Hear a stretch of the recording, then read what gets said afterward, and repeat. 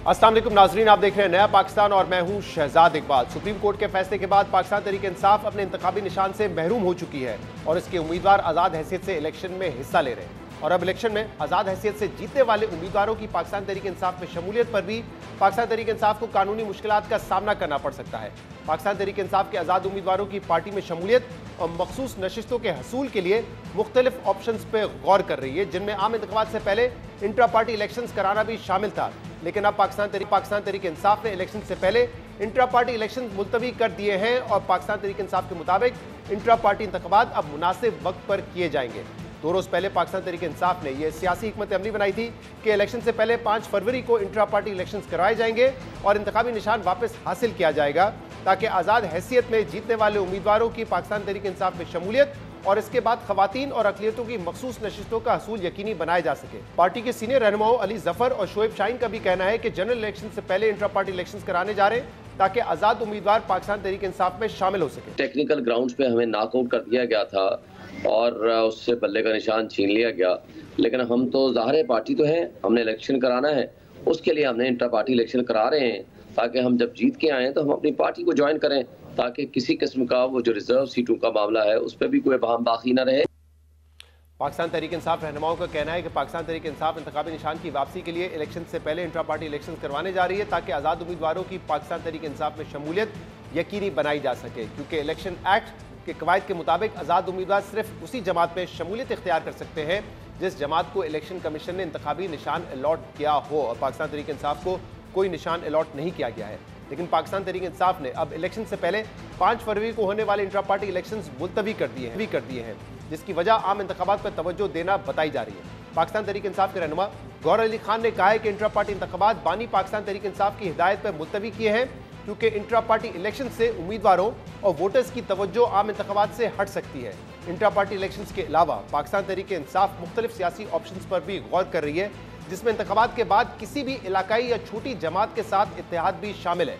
पाकिस्तान तहरीक इंसाफ के मरकजी तर्जुमान रऊफ हसन के मुताबिक पाकिस्तान तहरीक इंसाफ 3-4 मुख्तलिफ जमातों के साथ इत्तेहाद पर भी बातचीत कर रही है ताकि आज़ाद जीतने वाले उम्मीदवारों को किसी छोटी जमात में शामिल करवाकर मखसूस नशिस्तें हासिल की जाएं। और इन तमाम इशूज़ पर बात करेंगे। खुद रऊफ हसन साहब पार्टी के तर्जुमान इस वक्त हमारे साथ मौजूद हैं। बहुत बहुत शुक्रिया रऊफ हसन साहब, आपने हमें ज्वाइन किया। रऊफ साहब, कल तक तो आपके रहनुमा आप समेत ये कह रहे थे कि हम इंट्रा पार्टी इलेक्शन करवाएंगे, आप चीफ इलेक्शन कमिश्नर के ओहदे पर भी थे और मंतक ये दी जा रही थी कि जैसे इलेक्शंस होंगे तो इंडिपेंडेंट्स ने मुख्तलिफ पार्टी ज्वाइन करनी है तो क्यों ना आप इंट्रा पार्टी इलेक्शंस करवाएं, अपना बल्ले का सिंबल वापस हासिल करें और इंडिपेंडेंट्स फिर पीटीआई में शामिल हो जाएं। तो फिर क्या वजह है कि आज ये फैसला किया कि इंट्रा पार्टी इलेक्शंस अब नहीं करवाने, उनको मुलतवी कर दिया गया है? शुक्रिया शहजाद। इंट्रा पार्टी इलेक्शन बिल्कुल हम करवाने जा रहे थे और अब भी करवाएंगे और बहुत जल्द करवाएंगे। ये मुलतवी करवाने की वजह जो है वो जब हमने अपनी जनरल बॉडी की मीटिंग कॉल की थी 31 जनवरी को और वो 2 बजे दोपहर को उन लोगों ने इकट्ठे होना था। हमने उसके जो सेंटर्स थे वो रखे थे, यहाँ का जो सेंट्रल सेक्रेटेरिएट यहाँ है और उसके अलावा 4 सूबों और गिलगित बल्तिस्तान में हम लोगों ने जहाँ जगह हमारी थी वहाँ उनको कॉन्ग्रीगेट होना था, उनको इकट्ठा होना था ताकि वो जनरल बॉडी में शिरकत कर सकें। मैं उस वक्त सेंट्रल सेक्रेटेरिएट में मौजूद था, ये तकरीबन 11:30 बजे की बात है। तो मुझे बताया गया जी कि बाहर पुलिस की जो गाड़ियां वो आई हैं। मैंने देखा ऊपर से तो गाड़ियां बिल्कुल खड़ी हुई थी और उन्होंने मुझे ये भी बताया कि जो रास्ता आता है हमारे सेक्रेटेरिएट को वो बंद कर दिया गया है और 2-3 लोग जिनको जो आना चाह रहे थे उनको कहा गया जी कि यहाँ कोई फंक्शन नहीं हो रहा तो आप वापस चले जाए। उसके कुछ देर के बाद उन्होंने इतला भेजी कि जी हम लोग ये दफ्तर जो है इसको सील करने जा रहे हैं तो आप लोग यहाँ से निकल जाइए। सो ये उन्होंने हमारे सेंट्रल सेक्रेटेरिएट है इस्लामाबाद में उसको सील करने जा रहे हैं जी, और उन्होंने सील किया, उसको बिल्कुल घेरे में लिया हुआ था और उसके बाद उनको वहाँ दाखिला और वहां से बाहर निकलने के तमाम रास्ते जो है वो बंद कर दिए गए। जो कनेक्टिंग रोड है हमारी उसको भी उन्होंने ब्लॉक कर दिया। तो हम वहां से निकले और हमने ऑल्टरनेट, क्योंकि हमने बैकअप रखा हुआ था, डिजिटल वर्चुअल अरेंजमेंट रखा हुआ था। सो हम लोगों ने अपने तमाम सेंटर्स को इतला भेजी कि जी हम वर्चुअल ही करेंगे। तो फिर हम लोग एक ऑल्टरनेट साइट के ऊपर, जगह के ऊपर हम गए, वहाँ बैठ के हम लोगों ने वो जो अपना इजलास था वो मतलब ऑर्गेनाइज किया और हमारी जो नेशनल काउंसिल थी वो उसने एक रेजोल्यूशन पास किया, बल्कि उसमें बहुत सारे रेजोल्यूशंस जो थे वो थे। और उसके मुताबिक उन्होंने हमें एम्पावर किया कि जी हम इंट्रा पार्टी इलेक्शंस करवाएं। जिसके बाद मैंने एज चीफ इलेक्शन कमिश्नर, उन्होंने उसी जनरल बॉडी ने मुझे चीफ इलेक्शन कमिश्नर भी नॉमिनेट किया पार्टी का, ताकि मैं इलेक्शन करवा सकूं। तो उसके बाद मैंने अपना जो शेड्यूल था वो जारी कर दिया, जिसके मुताबिक 5 तारीख को इलेक्शंस होने थे। लेकिन यही इसी दौरान हमें इत्तला मिल रही थी कि वो 5 तारीख को भी हमारे तमाम जो मीटिंग्स हैं उसको डिसरप्ट करेंगे और वो लोगों को इकट्ठा नहीं होने देंगे। तो इसके लिए फिर हमने एक कमेटी की मीटिंग कॉल की थी, जिसने ये फैसला किया गया था कि हम अपनी जो रिकमेंडेशंस हैं वो खान साहब को भेजेंगे। ये परसों शाम की बात है, सॉरी कल शाम, कि उनको भेजेंगे और उनको जो आखिरी फैसला करने की जो हमेशा इमरान खान साहब की होती है ऑप्शन, तो वो दिया। तो उसके बाद वो गौर साहब की जो आपने स्टेटमेंट दिखाई है, वो गौर साहब ने उनसे मुलाकात की और उसके बाद उन्होंने वो अनाउंस किया। कंसिक्वेंटली हमने इसको टिल आफ्टर इलेक्शंस जो है हमने अपने जो, लेकिन वजह जो आप बता रहे हैं वो तो मुख्तलिफ है। गौहर साहब ने तो ये कहा कि इमरान खान ने कहा है कि जो उम्मीदवार और वोटर्स हैं उनका फोकस हट जाएगा आम इंतखाबात से, लिहाजा इसको मुलतवी करवाया जाए। आप ये कह रहे हैं कि रुकावटें खड़ी की जा रही थी इसलिए मुलतवी किया है। जी, रुकावटें खड़ी की थी, वो वजह भी है। इसके अलावा और भी जो, अगर आप मेरी स्टेटमेंट पढ़ लें जो कि मैंने पोस्ट की हुई है, rescheduling of inter party election, उसमें मैंने कहा है कि हमारे अपने लोगों की तरफ से हमें रिक्वेस्ट आई थी कि जी क्योंकि हम नेशनल इलेक्शंस के ऊपर कॉन्सेंट्रेट कर रहे हैं, कंसिक्वेंटली इस वक्त हमारे पास टाइम नहीं है कि हम इंट्रा पार्टी इलेक्शंस के ऊपर भी तवज्जो दे सके। और यही हमारी जो गुजारिशात थी ये खान साहब के पास भेजी गई थी, जिसकी बेसिस के ऊपर उन्होंने ये फैसला किया है। सही, तो जो आपकी हिकमत अमली थी कि आजाद उम्मीदवार इलेक्शन के बाद तहरीक इंसाफ में शामिल हो जाएंगे क्योंकि शायद आपके इंट्रा पार्टी इलेक्शंस के बाद आपको सिंबल मिल जाए, वो ऑप्शन तो फिर हाथ से निकल गया अब आपके। देखिए, वो हमें कभी भी उम्मीद नहीं थी कि इलेक्शन कमीशन जो है वो अपनी जो प्रेजुडिस की ऐनक है वो उतार के हमें देखेगा। आज मैं आप एक पार्टी जो हमारा कॉलीग है उसके साथ बात कर रहा था, उसने बड़े मजे की बात की। उसने कहा रऊफ साहब जिन्होंने आपसे सिंबल लिया है वो सिंबल देने के लिए तो नहीं लिया, तो वो सिंबल हमें वापस देने के लिए बिल्कुल तैयार ना थे ना हैं, और ये उम्मीद भी हमने नहीं लगाई हुई थी कि वहां से हमारा सिंबल मिल जाएगा। लेकिन हम कर क्या रहे थे कि जो टेक्निकलिटी है एक जो जिसका हमने पाबंद किया था सुप्रीम कोर्ट ने और इलेक्शन कमीशन ने, हम चाहते थे कि हम वो जो अपनी रिस्पॉन्सिबिलिटी है उसको डिस्पेंस करते हैं, उसको कर दें, और बॉल जो है वो दोबारा इलेक्शन कमीशन की कोर्ट में चली जाए, ताकि ये झूठे जो हैं ये फर्दर दोबारा फिर बार बार ये झूठा साबित। तो अब आपके पास जो ऑप्शन है और जिस पर बातचीत भी हो रही है, आपने भी कहा कि जो छोटी पार्टीज हैं जिनकी 1 या 2 नशिस्तें होती हैं तो उनमें आप शामिल हो सकते हैं, मतलब पीटीआई के जो आज़ाद उम्मीदवार हैं उस पार्टी में शामिल हो जाएं और फिर आपको रिजर्व सीट्स भी इस हवाले से मिल जाएंगी, खवातीन की और माइनॉरिटी, यही ऑप्शन रह गया है। ये पॉसिबिलिटी है जी, बिल्कुल। और मैंने पहले भी इसका आप ही के प्रोग्राम में जिक्र भी किया था, जो आपने मेरा ख्याल है वो चलाई भी है वीडियो वो जी। तो हाँ, ये हमारे पास है। हमारे पास जैसा कि मैंने कहा था 3-4 पॉलिटिकल पार्टीज हैं जो कि ख्वाहिश रखती हैं, खासी शदीद ख्वाहिश रखती हैं कि वो हमारे साथ कोलैबोरेट करें। और क्योंकि हमें दीवार के साथ लगाया गया है और अगर हमें ये और कोई हमारे पास ऑप्शन ना रहा ना हुआ तो हम फिर इस ऑप्शन को डेफिनेटली यूज करने की क्या सोचेंगे, सीरियसली सोचेंगे। तो कौन सी पार्टीज हैं जो आपके साथ कोलैबोरेट करने के लिए तैयार है? क्योंकि इससे पहले जो आपके साबिक पीटीआई के रहनुमा थे उनके साथ आपने करने की कोशिश की थी कि हम उनके सिंबल पे लड़ लेते हैं बल्लेबाज के निशान पे, तो आपको पता है उसका क्या नतीजा निकला फिर? आप बड़े मासूम सवाल कर रहे हैं। अगर हमने जिसका नाम पहले लिया था उसको उठा लिया गया था, अब अगर मेरे मुंह से और नाम निकलवाएंगे तो वो भी बेचारे उठ जाएंगे, तो इनको जरा थोड़ी देर के लिए पोशीदा रहने। सही, लेकिन आपकी डिस्कशंस हो चुकी हैं मुख्तलिफ पार्टी से जो पीटीआई के इंडिपेंडेंस को लेने के लिए तैयार है? बातचीत हो चुकी हुई है जी खुद से और जारी भी है, बातचीत जारी रहती है। वो बिल्कुल कोई ना कोई अरेंजमेंट जो है वो हमारे अरेंजमेंट्स इन प्लेस हैं। लेकिन रऊफ साहब आपके कुछ रहनुमा इंक्लूडिंग गौहर अली खान साहब ये कह चुके हैं कि बहुत हद तक मुमकिन है हम 50-50 है इस बात पर कि पता नहीं आजाद हैसियत में जीतने वाले हमारे साथ रहेंगे भी या नहीं रहेंगे। लेकिन उसके बाद जो डेवलपमेंट हुई है वो ये कि इमरान खान को एक केस में 14 में 10 साल की सजा हो चुकी है और वो 10 साल के लिए नाअहल भी है। तो अब जो आजाद उम्मीदवार जीतेंगे वो क्यों नहीं देखेंगे दूसरी पार्टीज की तरफ, जब उनको नजर आ रहा है कि पीटीआई के जो बानी है इमरान खान साहब, उनका ही जो सियासी फ्यूचर है वो अब खत्म हो चुका है अगले 10-14 साल के लिए, तो वो उनके पास तो कोई मोटिवेशन नहीं रहेगी अब पीटीआई में रहने की, आजाद हैसियत में रहने की।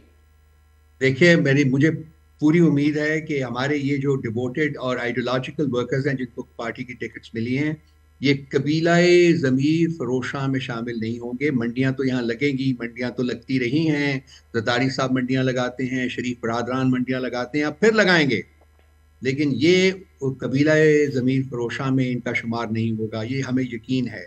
और ये वो लोग हैं जो कि सीट्स के लिए सिर्फ पार्टी में शामिल नहीं है, बल्कि खान साहब की विजन के फॉलोअर्स हैं, पैरोकार हैं। रऊफ खान साहब, साहब की अगर जो प्रैक्टिकली ड्रीम है, देखें तो इनमें बहुत सारे लोग ऐसे हैं, इवन जो गौहर साहब जिनको आपने चेयरमैन इलेक्ट किया था, वो 1 साल पहले पार्टी में आए थे। अगर आप देखें 9 मई के बाद पुराने मैं कई नाम ले सकता हूं जो कि इमरान खान साहब के साथ शुरू से हैं, जिसमें साबिक गवर्नर इमरान इस्माइल हैं, अली जैदी साहब उनके साथ तकरीबन 15-20 साल का सफर गुजार चुके हैं, जहांगीर तरीन उनके सबसे क्लोज एड दोस्त, मतलब इस तरह के तो बहुत सारे नाम है जो उनको छोड़ के चले गए। तो अब उन लोगों से उम्मीद लगाना कैसे ये लोग साहब, आप तस्वीर का एक रुख दिखाने के आदी हो चुके हुए हैं। आप ये भी तो बयान कर दिया करें कि उनके साथ हुआ क्या था, ट्रीटमेंट क्या हुआ था, ये भी तो जरा बयान करने की कोशिश कर दिया करें भाई। जरा दूसरी रुख जो है तस्वीर, ये बात आपकी दुरुस्त है। बहुत सारे केसेस में हमने देखा कि उनको आके प्रेस कॉन्फ्रेंस करवाई गई जिसकी वजह से पार्टी छोड़ के गए, लेकिन वो सिलसिला रुका तो नहीं ना, वो फिर भी हो सकता है, वापस भी हो सकता है। देखिए, हमारा ख्याल है कि ये जो लोग हैं, मैंने तो रिपीट कर देता हूँ, ये हमारे आइडियोलॉजिकल वर्कर्स हैं, आइडियोलॉजिकल पैरोकार हैं खान साहब के। और मेरा नहीं ख्याल कि जी इनके ज़मीर इतनी आसानी से खरीदे जा सकेंगे। उन लोगों वो लोग खरीद सकेंगे जिन्होंने, हमें पता है कि उन्होंने मंडियां लगानी है, सिंध हाउस में लगेगी, पंजाब हाउस में लगेगी, हर तरफ लगेगी, लगती रही है। अनफॉर्चुनेट, ये बड़ी बदनसीबी की बात है, ये बड़ी तकलीफ दे बात है जो मैं कर रहा हूँ। आई होप एंड प्रे कि जी किसी वक्त हम इस सिंड्रोम से, इस किस्म की सियासत से बाहर निकल सकेंगे और हम लोगों को अपने ज़मीर के मुताबिक फैसले करने देंगे। एक ऑप्शन ये भी हो सकता था पहले, जब आपका निशान नहीं लिया गया था, कि आप इत्तेहाद करते, कोलैबोरेट करते शेख रशीद साहब की अवामी मुस्लिम लीग के साथ और उनके कलम दवात पे इलेक्शन लड़ते, लेकिन फिर आपने उनके खिलाफ अपना कैंडिडेट भी खड़ा किया है। और पोस्ट इलेक्शन भी ये हो सकता था कि शायद आप जो कोलैबोरेशन की बात करें वो उनकी पार्टी से करते, लेकिन ये होता हुआ नजर नहीं आ रहा है, क्योंकि अब से कुछ देर पहले आपने जो साफियों से गुफ्तगू की है, आपने तो शेख रशीद के हवाले से बड़ी सख्त बात की है कि उनको शिकस्त सामने नजर आ रही है और शेख रशीद के साथ इत्तेहाद करना खुद से ज्यादती की थी हमने। क्यों ये कह रहे हैं कि वो तो बड़े इमरान खान के सपोर्टर रहे, इमरान खान के साथ 8-10 साल से सियासत करते आए हैं, उनके मौकिफ को आगे बढ़ाते हुए आए हैं, क्या वजह है? देखिए, हमारे पास बहुत लोग हैं, हमारे बड़े डिवोटेड फॉलोअर्स हैं, हमारे खान साहब के बहुत परस्तार हैं यहाँ बैठे हुए, जिन्होंने पार्टी के साथ साल निकाले हुए हैं, लगाए हुए हैं। हमारा उन कॉन्स्टिट्यूंसीज में जिनमें हमने शेख रशीद साहब को सपोर्ट किया था, वो उसमें भी हमारे जो ये आइडियोलॉजिकल वर्कर्स थे, उनका हक जो है वो तलफ हुआ था और वो वहाँ हमें उनकी तरफ से रेजिस्टेंस का भी सामना था। तो हमने इस दफा फैसला किया था कि हमने हर उस कॉन्स्टिट्यूंसी में जहाँ पॉसिबल होगा, हमने अपने लोगों को, अपने वर्कर्स को, अपने पैरोकारों को सीटें देनी है, उनको टिकट्स देने हैं। उसी पॉलिसी को फॉलो करते हुए हमने शेख रशीद साहब के हल्के में भी अपने जो वर्कर्स हैं, अपने जो पार्टी के मेंबर्स हैं, जो पार्टी के साथ साल से हैं, उनको हमने टिकट दिया है। और ये मेरा ख्याल है कि अच्छी पॉलिसी है, मैंने बिल्कुल इसको सपोर्ट करता था और अब भी करता हूँ। सही। एक दूसरी तरफ रऊफ साहब, ये मामला भी मामला बना हुआ है कि बुशरा बीबी को भी 14 साल की सजा हुई, लेकिन उनको अडियाला जेल में नहीं रखा गया, उनको हाउस अरेस्ट किया गया है बनी गाला में। अब इस वक्त जो आप कह रहे हैं कि एक रियासत का आपके साथ रवैया है, आज भी वुकला ने बात की कि ड्यू प्रोसेस के बगैर ऐसा लगता है कि जो इद्दत वाला केस है उसमें भी इमरान खान को सजा हो जाएगी, तो वहां पे ये रियायत कैसे मिल गई कि बुशरा बीबी को अडियाला जेल के बजाय बनी गाला में रखा गया है? ये सवाल ज्यादा मुनासिब होगा कि आप उन लोगों से पूछे जो कि ये इस किस्म की कोई रियायत देने के जिनके पास पावर्स थी। हमारी तरफ से मैं ये स्टेटमेंट दे सकता हूं कि हमने ना कभी रियायत मांगी है, ना हमारा कोई रियायत मांगने का इरादा है। बुशरा बीबी ने वहां गए थी, वहां उनको अभी दाखिल नहीं होने दिया गया और उनको पता चला कि वहां उन्होंने सजा जो है वो प्रोनाउंस कर दी है। उन्होंने वापस जाने की बजाय सीधे वो कोर्ट रूम में गए और अपने आप को वहां वॉलंटरली सरेंडर किया। ये, और उसके बाद हमने कोई रियायत नहीं मांगी है।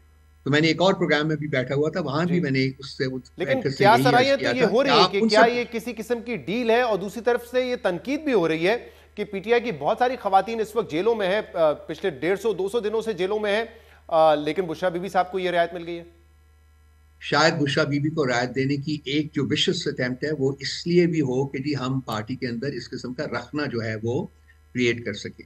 तो मैं यकीन दिलाना चाहता हूं कि पार्टी के अंदर कोई इस किस्म का रखना जो है वो नहीं कर सकेंगे। वो हम सब लोग यूनाइटेड हैं, हम लोग एक प्लेटफॉर्म पे खड़े हैं और एक ही कॉज के लिए फाइट कर रहे हैं।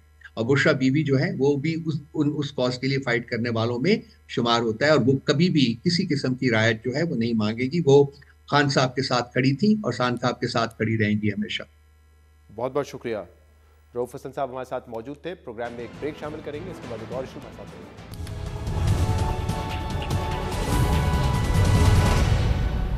Welcome back. नून लीग मुसलसल ये दावा कर रही है कि मौजूदा सियासी सूरत-ए-हाल में वो बासानी पंजाब से 100 से ज्यादा सीटें जीतने में कामयाब हो जाएंगे और सादा अक्सरियत देने में कामयाब होंगे और इसके बाद इत्तेहादियों के साथ मिलकर हुकूमत बनाएंगे। जबकि दूसरी तरफ पीपल्स पार्टी भी ये दावा कर रही है कि वो आजाद उम्मीदवार को शामिल करके हुकूमत बनाने में कामयाब हो जाएंगे। हम इस पर बात करेंगे, जिसके लिए हमें ज्वाइन किया है सीनियर सहाफी और तजज़ियाकार मोहम्मद मालिक ने। मालिक साहब, बहुत बहुत शुक्रिया वक्त देने के लिए। नून लीग मुसलसल दावा कर रही है कि जो मौजूदा सियासी सूरत-ए-हाल है तो पंजाब से बासानी वो मेजॉरिटी सीट्स लेंगे, 105 110 सीटें लेंगे और फिर सादा अक्सरियत के जरिए अपनी हुकूमत बनाने में कामयाब हो जाएंगे। आपको भी यही होता हुआ नजर आ रहा है, या जो पहले आपका मौकिफ था कि एक स्प्लिट मैंडेट है वो आपको होता हुआ नजर आ रहा है? शहजाद, स्प्लिट मैंडेट ही होगा। नून लीग के अंदर दो सोचे हैं, दो कैंप्स हैं। एक कैंप है, उनका ख्याल ये है कि जी हम सिंपल मेजॉरिटी उठाएंगे और वो तो यहां तक बात करते हैं कि वो सिर्फ पंजाब से नेशनल असेंबली की 125 सीटें उठा लेंगे, विच इज़ इम्पॉसिबल। और इसी चीज़ पे अभी तक फैसला भी यही नहीं हो पा रहा। जो ये बहस चलती रहती है कि मियाँ साहब प्राइम मिनिस्टर होंगे कि शहबाज साहब होंगे, क्योंकि एक सोच, बड़ी कवि सोच ये है कि अगर कोalition गवर्नमेंट होगी तो मियाँ साहब इंटरेस्टेड नहीं है अगर सिंपल मेजॉरिटी नहीं है उनके पास। उनका ख्याल है बहुत ज़्यादा क्रिपल्ड स्टाइल होगा। दो तीन चीज़ें तय हो गई हुई हैं पंजाब में। एक तो ये तय हो क्या हुआ है कि मरियम नवाज चीफ मिनिस्टर बनेगी और अब सारा कंफ्यूजन है बड़े मियाँ साहब के ऊपर से, क्योंकि दो तीन फार्मूलाज यहाँ डिस्कस हो रहे हैं। एक फार्मूला ये है कि अगर वो आए 2-4 माह रहें और फिर वो हैंड ओवर कर दें, और लेकिन उसकी कुछ मोडालिटीज़ का इशू है। मैं आप में से पूछेगा मत कि क्यों कैसे, लेकिन मैं आपको बता दूं कि मेरी असेसमेंट है based on assessment plus some information कि कुल तादाद 105 के करीब सीट्स की आप देखिएगा PMLN की होंगी। ये बड़ा ख़तरनाक एक प्रेडिक्शन होती है इलेक्शन से पहले देना, फिर बाद में लोग आपकी जान खा लेते हैं। लेकिन मेरा ख्याल है 105 गिव और टेक 5 सीट्स होगी, और ये मैं रिजर्व सीट्स डाल के बात कर रहा हूँ। सो स्प्लिट मैंडेट तो मेरा ख्याल है कि बिल्कुल क्लियर चीज़ है कि सिंपल मेजॉरिटी किसी तई नज़र नहीं आ रही। और जो कराची में हो रहा है MQM की सीट्स के ऊपर, जिस तरह MQM को तक़वियत दी जा रही है और पीपल्स पार्टी के कैंडिडेट्स पे भी प्रेशर है, वो डाला जा रहा है कि आप लोग थोड़ा सा ज़रा बैकफुट पे जाएं, और कराची की जो सीट्स हैं इसमें MQM को ज़्यादा वादे हुए में हैं। सो अगर ये चीज़ें ना हो रही होती तो फिर हम कहते कि शायद सिंपल मेजॉरिटी पंजाब में होगी, सब कुछ होगा। प्रोविंशियल की सिंपल मेजॉरिटी में और नेशनल असेंबली की मेजॉरिटी दो मुख्तलिफ बातें हैं। तो मालिक साहब, आप ये कह रहे हैं कि नेशनल असेंबली की बात कर रहे हैं। 105 नेशनल असेंबली में मुझे किसी तरह भी सिंपल मेजॉरिटी नजर नहीं आ रही। तो मालिक साहब, आप कह रहे हैं 105 सीटें, सीट्स हियर एंड देयर, यानी कि 100 से 110 सीटें, बट आप कह रहे हैं रिजर्व सीट मिलाकर 2018 में पाकिस्तान तहरीक इंसाफ ने 115 नशिस्तें जीती थी, उसके बाद रिजर्व सीट थी और फिर इंडिपेंडेंट्स को उन्होंने शामिल किया, दूसरी पार्टीज को शामिल किया। तो आप ये कह रहे हैं, अगर आपकी असेसमेंट ये दुरुस्त साबित होती है कि नून लीग को उतनी सीटें भी नहीं मिलेंगी जितनी तहरीक इंसाफ को 2018 में मिली थी? नहीं, उतनी नहीं मिलेगी। जो चीजें नजर आ रही हैं, एक्चुअली शहजाद आप भी तमाम लोगों से मिल रहे हैं, आप भी देख रहे हैं, ये इलेक्शन कोई नॉर्मल इलेक्शन नहीं है। 2018 वाले भी नॉर्मल नहीं थे, लेकिन इस 2024 में चीजें बहुत ज्यादा आगे जा चुकी हुई हैं। जो इदारों की पोजीशन 2018 में उन्होंने ली थी, अब पोजीशन उससे बहुत आगे जा चुकी हुई है। अब इट्स नो लॉन्गर कोई कॉम्प्रोमाइज की गुंजाइश भी नजर नहीं आ रही। जो क्लियर बात वो ये नजर आ रही है कि हर कीमत पे एब्सोल्युटली डेसिमेट करना है PTI को। तो उसके बाद डेसिमेट एक पार्टी को करके कोई भी दूसरा पावर जगरनॉट नहीं चाहती एस्टैब्लिशमेंट भी, कि एक को हटाएं तो उसकी जगह एक दूसरा जगरनॉट आ जाए, जिसके साथ फिर ये रोज रोज मजाक नहीं होता, आसान नहीं होता। भले जितनी मर्जी स्ट्रॉन्ग एस्टैब्लिशमेंट हो कि आप एक गवर्नमेंट हटाएं फिर दूसरी बनाएं, फिर कुछ माह बाद उसको उसी तरह हटा दिया जाए, it's not so simple. So I think जिसको कहते हैं ना अंग्रेजी में hedging of bets, everybody is hedging their bets. और जहां तक एक मैं आपको सिर्फ केस बताता हूँ जल्दी से, लिटमस टेस्ट, जो गुलाम सरवर को टिकट मिली चौधरी निसार के अगेंस्ट, पूरी PMLN उसके खिलाफ थी, बिल्कुल बहुत ज्यादा। और आज भी जब आप बात करते हैं नीचे से लेकर ऊपर तक बहुत उस पर एतराज थे, गुस्सा थे, लेकिन वो सीट देनी पड़ी। तो आपको नजर आ जाएगा कि जो बिहाइंड द सीन्स कॉम्प्रोमाइजेस बहुत ज्यादा हैं। IPP के साथ जो अलायंस बन रहा है ये सीट एडजस्टमेंट का, ये भी बड़ा दिल पे जबर करके हो रहा है। तो जब इतने जबर हो के इतनी आप चीजें बांटी जा रही हों तो वो इसलिए नहीं होती कि एक पार्टी को पीरियड में सिंपल मेजोरिटी दे दी जाएगी। तो अगर सिंपल मेजोरिटी वैसी देनी आपने ये भी जबर करने की जरूरत नहीं होती ना कि मुस्लिम लीग को भी आपके आप यहाँ पे ये बात माने, यहाँ पे ये बात ना माने। तो एक प्री सेट फॉर्मूला है। और मालिक साहब आप ये भी कह रहे हैं कि मैंडेट डिसाइड करेगा कि क्या भारी अक्सरियत में आते हैं या स्प्लिट मैंडेट में आते हैं, कि कौन नून लीग की तरफ से, अगर नून लीग जीती है तो वजीर आजम होगा, और नवाज शरीफ साहब उसी सूरत में वजीर आजम बनना चाहेंगे अगर सिंपल मेजोरिटी हुई। अगर स्प्लिट मैंडेट हुआ तो वो शायद शहबाज शरीफ साहब को आगे कर देंगे। लेकिन ये बताइएगा कि आप कह रहे हैं कि चीफ मिनिस्टर मरीम नवाज साहिबा तय है, ये कंफर्म हो चुका है, तो अगर नवाज शरीफ साहब वजीर आजम बनते हैं, मरीम नवाज साहिबा चीफ मिनिस्टर बन जाती है, तो फिर शहबाज शरीफ साहब क्या करेंगे? ये इक्वेशन पहले दिन तभी बनेगी अगर नवाज शरीफ साहब ने ये भी डिसाइड किया हुआ कि वो कुछ अरसे के लिए बनेंगे।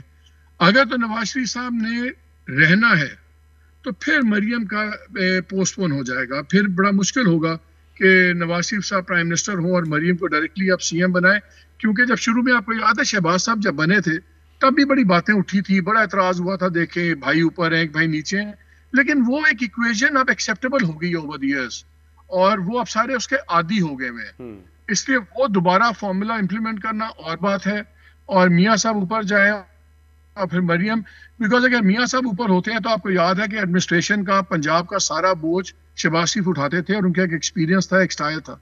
ये बड़ा रिस्की होगा और मेरा ही ख्याल कि एस्टैब्लिशमेंट इस पर इतनी कीन होगी कि सारा काम अगर पंजाब ने उठाना है, बोझ उठाना है, तो उसमें फिर फर्स्ट टाइम जो चीफ मिनिस्टर हैं वो मरियम हो। मरियम कैपेबल है, शी स्मार्ट, ये नहीं, मेरा नहीं ख्याल कि वो नहीं संभाल पाएंगी, that is a different story. लेकिन जितने सख्त अभी फैसले लेने हैं शहजाद पहले 3-4 माह में नई गवर्नमेंट में है, तो एक experienced hand full time committed चाहिए होगा। सही। और जो मुझे इत्तलात मिल रही हैं, नवाज शरीफ साहब इतने कीन नहीं दिखाई दे रहे, बाहर जो भी बातें होती रहे, लेकिन लॉन्ग टर्म रनिंग के लिए वो इतने कीन दिखाई नहीं दे रहे। सो ये भी थोड़ा सा मामला फ्लूइड है, इसलिए मेरा ख्याल है, और ये वाज़े अगले 3-4 दिनों में हम सब पे बहुत क्लियर हो जाएगी। सही, लेकिन ये मुझे बताइएगा कि अगर इतना स्प्लिट मैंडेट होता है कि आप कह रहे हैं 2018 जैसी पोजीशन भी नहीं होगी नून लीग की जो उस वक्त PTI की थी, तो फिर पीपल्स पार्टी की जरूरत पड़ेगी।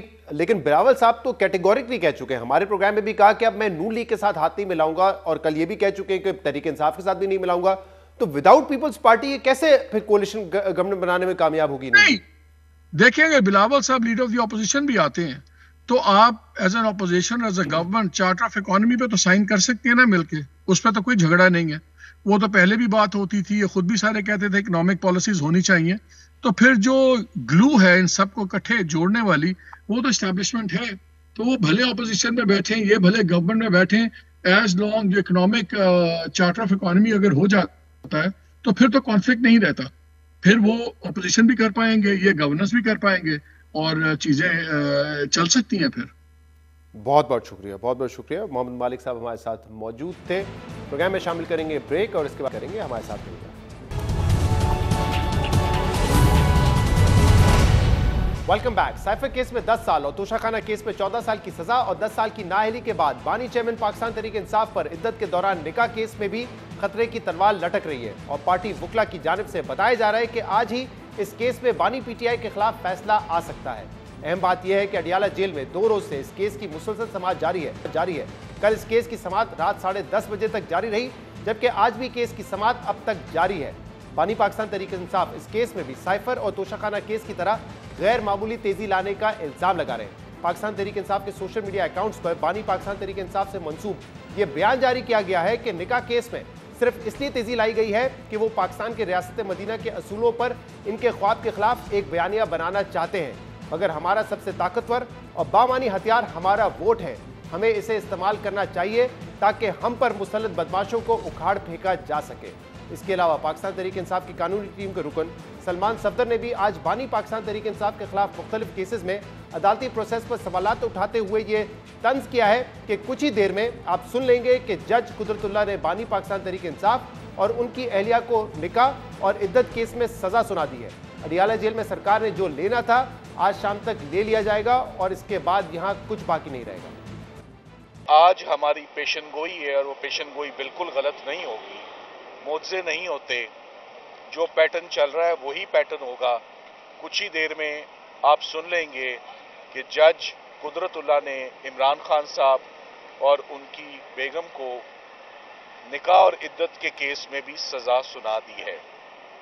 तो इमरान खान साहब एक ही जुमला बार बार बोल रहे हैं, क्रिकेट में हैट्रिक सुनी थी, ये क्रिमिनल केसेस में कन्विक्शन की तीसरी हैट्रिक होने वाली है।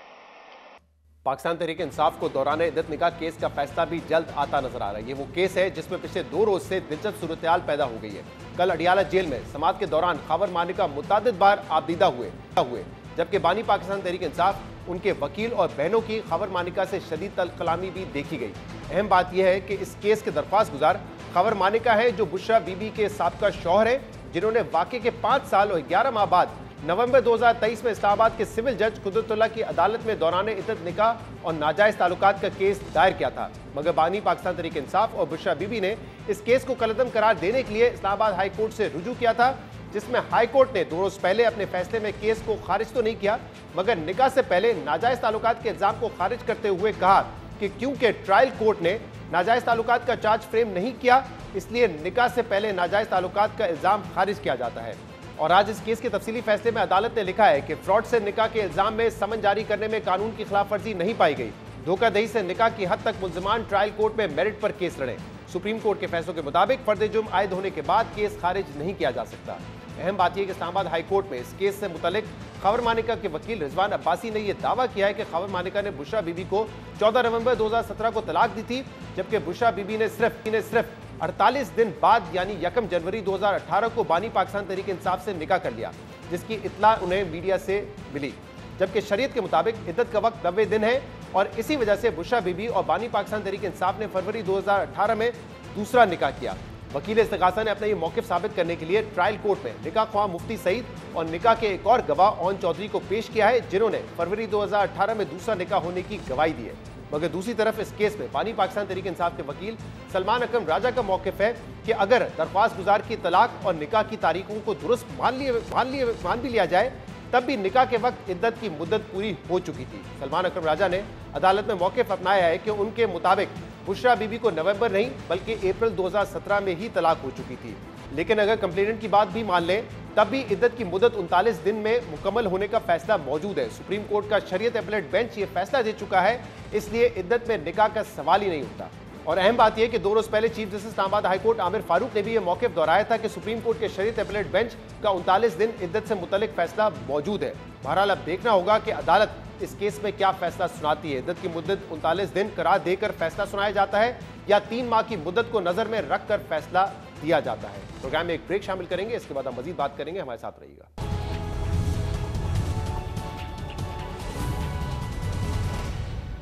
Welcome back. पिछले माह सुप्रीम कोर्ट से 2 जजेस के इस्तीफों के बाद आज लाहौर हाई कोर्ट से भी एक जज का इस्तीफा सामने आ गया है। जस्टिस मज़ार अली अकबर नकवी ने अपने खिलाफ रेफरेंस के नतीजे में इस्तीफा दिया था, जबकि जस्टिस इजाजुल हसन ने अपने इस्तीफे में ओहदा छोड़ने की कोई वजह नहीं बताई थी। मगर आज लाहौर हाई कोर्ट के जज जस्टिस शाहिद जमील ने सदर मुमलिकत को अपना इस्तीफा भेजा है, जिसमें मायनी खेज जुमलों और इकबाल के अशार का जिक्र किया है। जस्टिस शाहिद जमील ने इस्तीफे में लिखा है कि मेरे लिए लाहौर हाई कोर्ट के जज के मनसब पर रहना बाइस एजाज़ था। ज़ाती वजूहात की बिना पर अपने ओहदे से मुस्ताफ़ी हो रहा हूँ।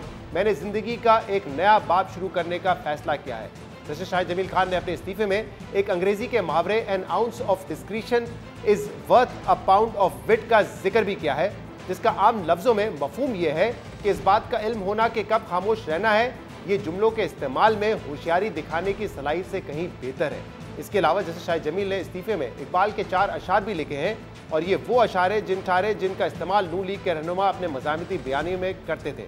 इन अशार और मुहावरों के जरिए जस्टिस शाहिद जमील क्या कहना चाह रहे हैं और अपनी मुलाजमत के 4 साल बाकी रहने के बावजूद उनके कबल वक्त इस्तीफे की वजह क्या बनी, इस पर हम बात करेंगे, जिसके लिए हमें ज्वाइन किया है सीनियर सहाफ़ी हसनात मलिक ने। बहुत बहुत शुक्रिया हसनात मलिक साहब, आपने हमें ज्वाइन किया। आज लाहौर हाई कोर्ट के जज जस्टिस शाहिद जमील ने भी इस्तीफा दे दिया है, क्या इसकी वजह नजर आ रही है? अपने इस इस्तीफे में उन्होंने मुहावरे का भी जिक्र किया है, इकबाल के 4 अशार का भी जिक्र किया है। जी शाहजाद, देखें, जो जस्टिस शाहिद जमील हैं ये तकरीबन 10 साल लाहौर हाई कोर्ट के जज रहे। बताया जा रहा है कि एक 1.5 माह से जो है ये इन्होंने मुशावरत शुरू कर दी थी कि मैं इस्तीफ़ा दे रहा हूँ, और उसकी वजह ये थी कि वो समझ रहे थे कि मैंने 10 साल बहुत काम कर लिया, अब मैंने प्रैक्टिस करनी है और सुप्रीम कोर्ट में पेश होना है।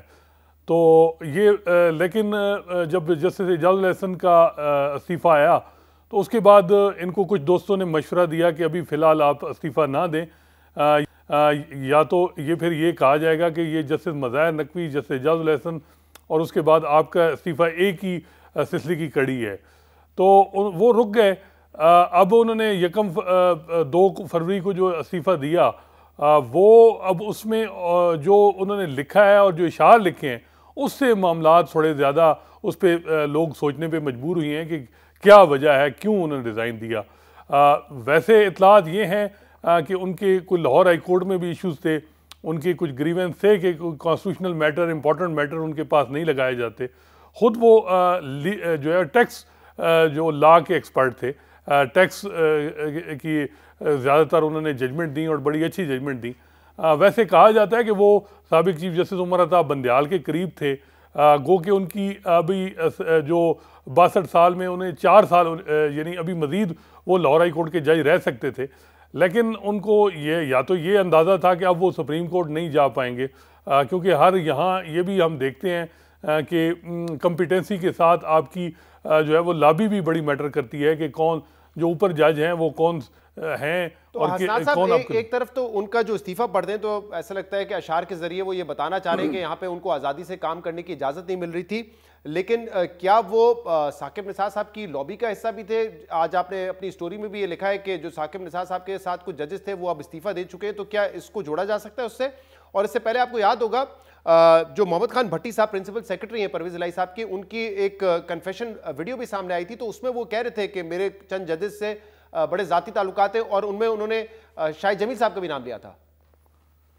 देखिए, ज़ाती तल्लुकात होना ये कोई इससे ये नहीं कहा जा सकता कि वो कोई हो, क्योंकि इनके पास कोई ऐसा इंपॉर्टेंट केस नहीं था, और फिर लाहौर हाई कोर्ट के चीफ जस्टिस के कोई फेवरेट भी ये नहीं थे। या तो होता कि ये कोई Lahore high court chief justice के बड़े करीब होते। बाकी उमर अता बंदयाल साहब के बताया जाता है कि करीब थे, उनके गुड बुक में थे, क्योंकि मौजूदा चीफ जस्टिस काजी फाइसा का तो ऐसा लाहौर हाई कोर्ट में ऐसा उनकी कोई जैसे कहते हैं कि उनके करीबी या गुड बुक में कोई जजेस नहीं है। उनकी तो सारी जो उन्होंने प्रैक्टिस भी की वो सिंध में की, और वो जज भी बलूचिस्तान हाई कोर्ट के रहे। तो वैसे बताया जाता था कि वो खुद ही जो है वो सोच रहे हैं कि जी अब वो उन्होंने जो है वो 10 साल मुकम्मल कर लिए हैं, अब उन्हें प्रैक्टिस करनी है।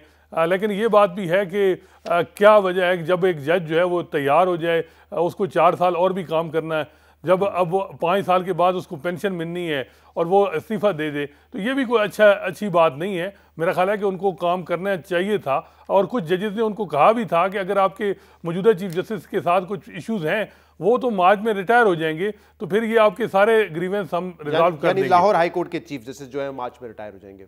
बहुत बहुत शुक्रिया, बहुत बहुत शुक्रिया। हसनात मलिक साहब हमारे साथ मौजूद थे। आज के प्रोग्राम में इतना ही, कीजिए अल्लाह हाफिज़।